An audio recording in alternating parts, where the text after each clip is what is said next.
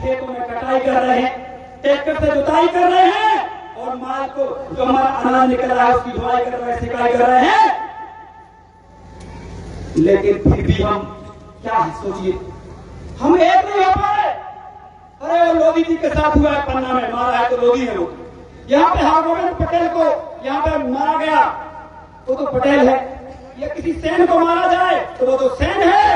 अगर ऐसे करोगे आप, ऐसे एक दूसरे के साथ भेदभाव करोगे तो खत्म हो जाओगे। अगर इस देश के मुख्य दुश्मन से लड़ना है, वो दुश्मन जिसको आरएसएस कहते हैं और उसको सरदार वल्लभ भाई पटेल जी ने बैन कर दिया था। ये छोटी बात नहीं है, जिगर होना चाहिए था उस समय भी। वो हमारी समाज के महापुरुषों ने दिखाया था और आज फिर इस कार्यक्रम में हमारे पूर्वी समाज के लोगों ने मिलके ये जिगर दिखाया कि हम सारी समाज को बुला के चंदला के सरवई में, छतरपुर में, जहां पर अन्याय अत्याचार इतना ज्यादा हो रहा है कि 1 महीने के अंदर में लगभग 20 करीब मर्द हो चुके हैं साहब। मैं उस जिले में बोल रहा हूं, मैं उस जिले में बोल रहा हूं जिस जयंती को फ्लॉप करने के लिए यहाँ के मंत्री, यहाँ के सांसदों ने एड़ी चोटी की ताकत लगा ली। लेकिन मैं यहाँ के क्रांतिकारी साथियों को, युवाओं को धन्यवाद देना चाहता हूँ कि आप लोगों ने जो मिसाल पेश करी है पूरे भारत में जाने वाली साथियों, आप जानते हैं कि मैं आरएसएस का नाम क्यों ले रहा हूँ आज के दिन। अरे ये वही आरएसएस है जो आज भी हमारा 13% आरक्षण को रोक के रखा है सुप्रीम कोर्ट में, हाई कोर्ट में। रखा कि नहीं रखा बताइए? हमारे आरक्षण को कौन रोक रहा है? हमारे आरक्षण को रोकने के लिए मतलब याचिका लगाने के लिए कौन जा रहा है? ब्राह्मण जा रहा है। मैं इतनी लिस्टें बता दूंगा, 250 केस, जिनमें 250 में से 225 सिर्फ ब्राह्मण समाज के लोगों ने याचिका लगाई है साथियों। अरे जिसको आप अपनी जायदाद लगा के मंदिर में बिठाते हो, उस मंदिर में आप जायदाद लगाते हो और सीधे के माध्यम से उनके परिवार को पालने का काम करते हो, वही लोग आपके खिलाफ कोर्ट में जाके आपके आरक्षण के खिलाफ काम करते हैं साथियों। बताइए, ये सच्चाई हमारे लोगों को मालूम होना चाहिए कि नहीं? बताइए, होना चाहिए कि नहीं होना चाहिए? हमको असली दुश्मन की पहचान होना चाहिए। जब तक आप असली दुश्मन को नहीं पहचानेंगे, आप अपनी लड़ाई नहीं जीत सकते साथियों। ये कार्यक्रम सरदार वल्लभ भाई पटेल का पूरे देश में मिसाल पैदा करेगा। क्यों? क्योंकि मैं लोधी हूं, मुझे मुख्य अतिथि बुलाया है, तो लोधी समाज की भी जिम्मेदारी बनती है कि जब अवंती बाई लोधी की, स्वामी ब्रह्मानंद जी की, किशोर सिंह की, हृदय लोधी की जयंती मनाई जाए तो यहाँ कुर्मी समाज के, कुशवाहा समाज के, रैकवार समाज के, नामदेव समाज के, जो हमारी एकता है, हरवार समाज के और राजीबाई समाज के, उनको हमको मुख्य अतिथि बनाना चाहिए। और हम बनाएंगे, प्रण लेते हैं कि ओबीसी महासभा के माध्यम से हर मंच से बोला जाएगा कि जो दिल कुर्मी समाज ने बड़ा किया है और लकीर खींचने का काम किया है, वो हर समाज को करना चाहिए, वो करने का प्रयास करेंगे। तो यहां आपने देखा होगा कि जब 13% होल्ड हुआ तो हम लोगों ने आंदोलन किया भोपाल की धरती पर, और हमारे जो मुख्य अतिथि पिछड़ा वर्ग से आते हैं, इनको मैं क्या कहता हूं पता है आपको? आरएसएस की प्रयोगशाला के ओबीसी मुख्यमंत्री है क्या नहीं? क्योंकि मोहन यादव जी आरएसएस की प्रयोगशाला से आए हैं, वो सारे षड्यंत्र लागू करके हमारे पिछड़ा वर्ग के आरक्षण को रोक रखे हैं। रखे कि नहीं रखे?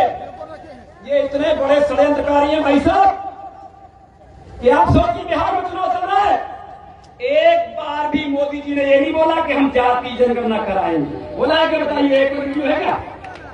लेकिन इन लोगों ने पहले प्रेस वार्ता कर दी, सब कुछ कर दिया कि हम करेंगे दुनिया भर की बातें, लेकिन अभी जाति जनगणना की कोई बात नहीं कर रहा। क्यों? क्योंकि डर लग रहा है कि कुर्मी समाज जाग चुका है, लोधी समाज जाग चुका है, रैकवार समाज जाग चुका है, नामदेव समाज जाग चुका है, और ये एसटी एससी ओबीसी के सब लोग जाग चुके हैं। जिस दिन इनकी संख्या पता चल जाएगी, ये तमाचा देके अपना अधिकार लेने का काम करेंगे। ये पिछड़ा वर्ग के लोग हैं, ये साहूजी महाराज की कौम है, अवंती बाई लोधी, बाबा साहब भीम अम्बेडकर, साहूजी महाराज की कौम है। अगर हमारा हक छीन के रखा गया है तो हम डंके की चोट पे लेके रहेंगे साथी। लेंगे कि नहीं लेंगे बताइए? आज सोचने वाली बात है, मध्य प्रदेश के अंदर 28 28,000 हमारे पिछड़ा वर्ग के लोधी गुरमी कुशवाहा प्रजापति जजक साहू 92 जातियों के लोग 13% वोट में 28,000 लोग नौकरी से वंचित पड़े हुए साथी। इस मोहन यादव बीजेपी की सरकार जिसको आरएसएस चलाने का काम करता है, इसी आरएसएस को हमारे सरदार वल्लभ भाई पटेल ने इसलिए बैन लगाया था कि उनको मालूम था कि ये लोग षड्यंत्र करेंगे और आगे चल के सिर्फ और सिर्फ एक ही समाज को टारगेट करने वाले हैं, वो पिछड़ा वर्ग समाज। अगर कोई पिछड़ा वर्ग को अधिकार देने से रोक रहा है तो वो आरएसएस है, और आरएसएस आपका संगठन नहीं है, वो सिर्फ ब्राह्मणों का संगठन है। कैसे साबित करना है वैसे बता दूंगा साथी। लेकिन हमारे लोग जागते नहीं है, हमारे लोग छोटी मोटी चीजों में आ जाते हैं। अरे आप सोचिए, क्रांतिकारी बनिए, अपने बच्चों को घर से निकालिए।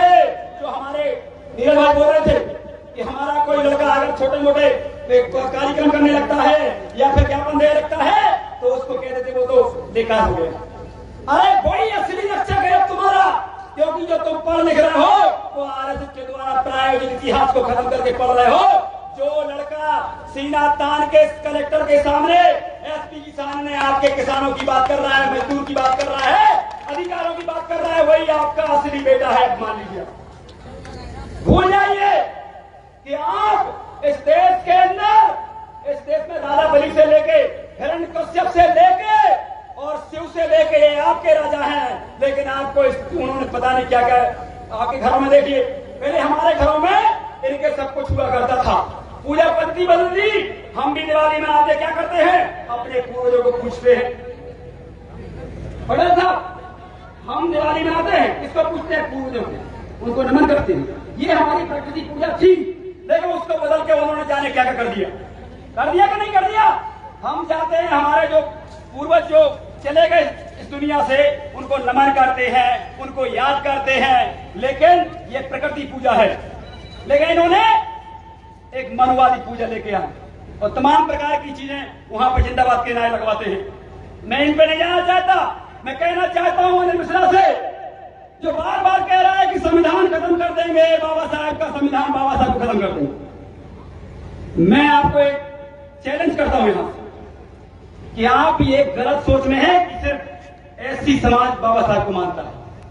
अरे ये लोधी समाज भी जो राम मंदिर की लड़ाई लड़ रहा था पहले, वो आज 90% बाबा साहब अम्बेडकर का अनुयायी होकर रहेगा, वो है। क्योंकि राम मंदिर में क्या हुआ, उमा भारती, विनय कटियार से लेके कल्याण सिंह से लेके सभी ने तो बहुत सारा काम किया था, अपनी कुर्सी भी हटा दी थी, लेकिन एक भी पिछड़ा वर्ग का व्यक्ति उस कमेटी में नहीं है जिस कमेटी से मलाई पूरे देश में ब्राह्मणों को भेजी जाती है। साथ बताइए, अगर राम हमारा है तो ऐसा तो ऐसा क्यों किया कि हमें राम मंदिर की कमेटी में नहीं रखा गया? बताइए आप, बताइए, हाथ खड़े करिए, रखना चाहिए कि नहीं रखना चाहिए? राम मंदिर की कमेटी खबर होने की नहीं होती है, लेकिन क्यों नहीं है? क्योंकि हम मूर्ख हैं, हमको दिमाग नहीं है, हम उनकी बातों में आते हैं, उनके छलावे हैं, षड्यंत्र में आते हैं। उन्होंने बोल दिया कि हिंदू मुस्लिम करो, करने लगे। अरे मैं पूछना चाहता हूं कि आपका 13% जो आरक्षण है, क्या मुसलमान ने वो किया क्या? बताइए, किसने किया क्या? तो फिर हम उससे क्यों लड़ते हैं भाई? अरे हमारा असली दुश्मन वो है जो हमारी याचिका लगा रहा है, और असली दुश्मन प्रशांत सिंह है जो आरएसएस का चड्डा साफ है। जो महानात्मकता है वो है जिसने हमारे आरक्षण को रोक रखा है। डंके की चोट पे कह रहा हूं, अगर 2-1 महीने में ये आरक्षण लागू नहीं होगा तो मोहन यादव कान खोल के सुन लो, ये ओबीसी महासभा आपको कैसे निकल कुर्सी से बाहर निकालने वाली। ये डरने वाली कौन नहीं है, इसको सिर्फ रास्ता दिखाने की जरूरत है। यहाँ के कुछ मंत्री, पहले कोई कार्यक्रम 26 को था, फिर उन्होंने उसको कर दिया, तमाम प्रकार के नेताओं को बुलाने का काम किया, लेकिन उनको चल गया पता कि यहाँ पर नीरज पटेल आने वाले, जो वैचारिक क्रांति के महान नेता, महान समाजसेवी हैं, उनको चल गया पता कि ओबीसी महासभा यहाँ पे आ रही है। यहाँ पर नीरज, चाहे हमारे तीरथ कुशवाहा हो, रानी रेखवार हो, विनोद पटेल हो, चरण पटेल जी हो, चाहे हमारे जितने भी क्रांतिकारी साथी हैं यहाँ पे, देवेंद्र लोधी से लेके राजन से लेके सभी, इन्होंने कहा भाई साहब आप तो आइए, मंत्री को बैंक जाना पड़ेगा।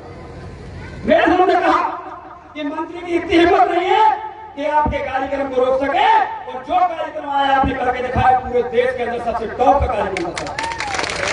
मैं यहाँ के एक एक क्रांतिकारी को धन्यवाद देना चाहता हूँ।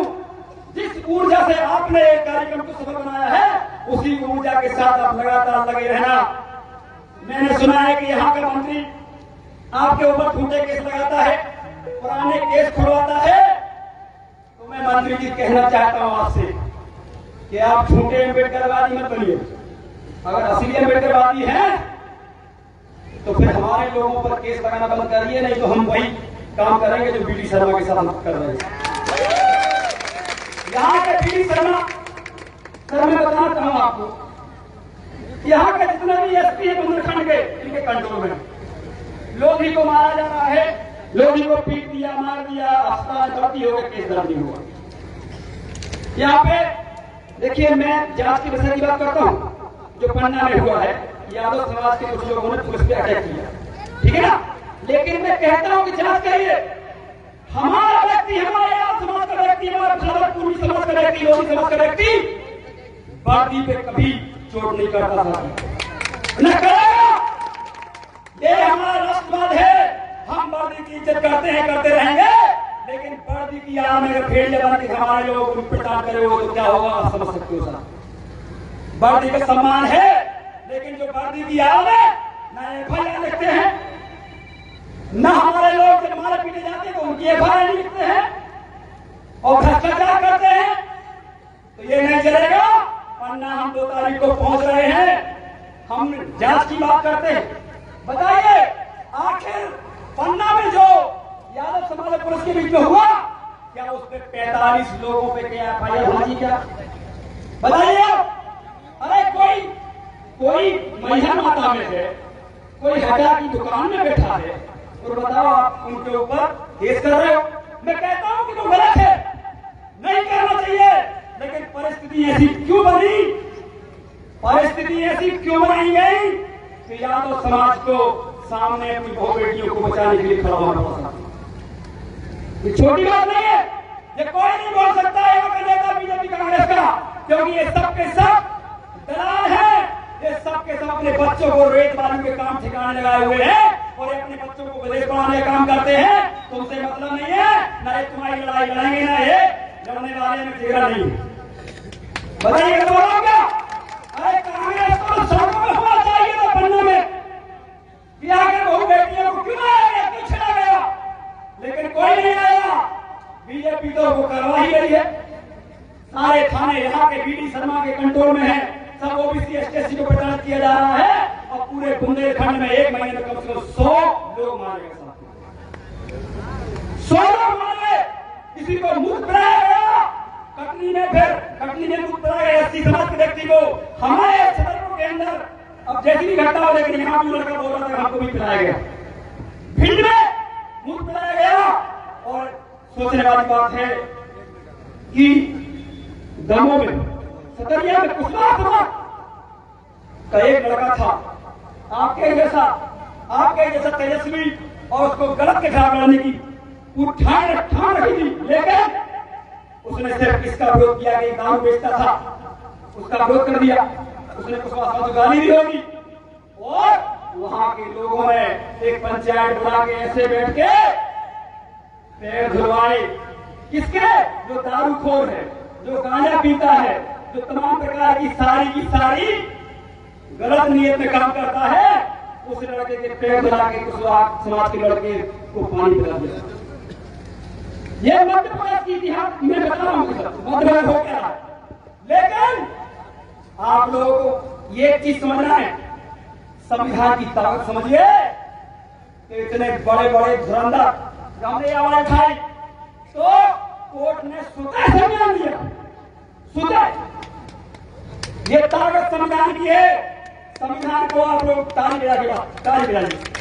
हमारे बाबा साहब का संविधान है कि मनुवादियों ने मनुस्मृति लागू करने का काम किया, और उस मनुस्मृति में संविधान में कील ठोकने का काम किया। साथ ही सतरिया में हुआ, सतरिया में वो लड़का निकल नहीं रहा था, बाहर नहीं निकल रहा था। इसके बाद कार्रवाई हो, तब भी एसपी महोदय सब कह रहे थे, क्योंकि हमारे गांव के लोग ऐसे ही गुलाम हैं इसलिए कि हम जैसे लोग सड़कों पे नहीं आ रहे, आप जैसे लोग सड़कों पे नहीं आ रहे, आप लोग कीड़े मकोड़ों की तरह मारे जा रहे हो।